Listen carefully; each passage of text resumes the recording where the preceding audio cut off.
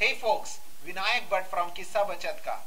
Today we are gonna discuss about the top 3 personal finance mistakes I did as a young investor, and you, my friends, can stay away from doing it. I have evolved like a Pokemon character through these years in my personal finance discipline.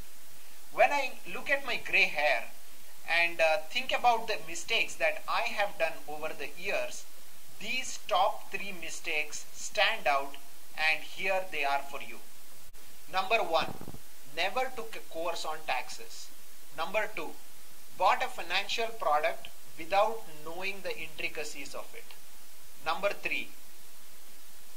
Invested in a lot of different things thinking that's what is called as diversification.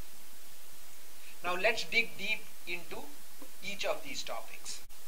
Tax is one of the most important topics in personal finance and is often overlooked. I would worry about taxes only during the budget period or during the year end. It's never a great thing to do. Understand how taxes affect your financial decision. Understand what are the tax forms that you are going to fill.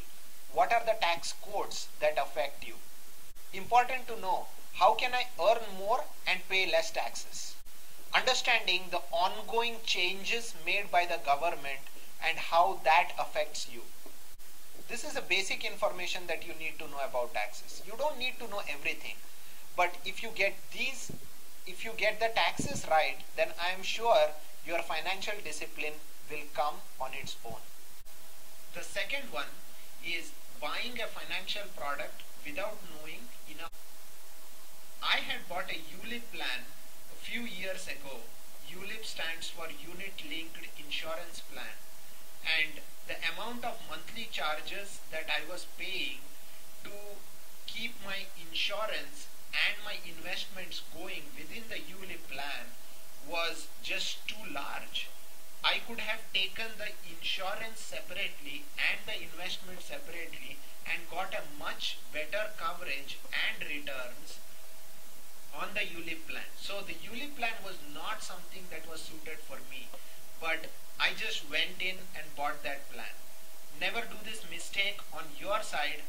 Find out the fine prints of the policy, understand if it suffices your need, and get invested into it for a long period of time.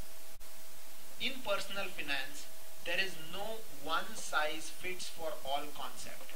So just ensure before getting into a product, just ensure if it rightly fits your needs or not. The third in the list is investing in a lot of different products and calling it as diversified. At one point of time, my 50,000 rupees was invested in a bunch of saving certificates, deposits, bank balances, and in stocks, and that too more than 20 of them. Now I was not just this, I was also very excited about the futures and options market where I was about to invest some amount of money. Now that much amount of money, about 50,000 rupees, should never be invested in so many different products. This is a blunder nobody should be doing.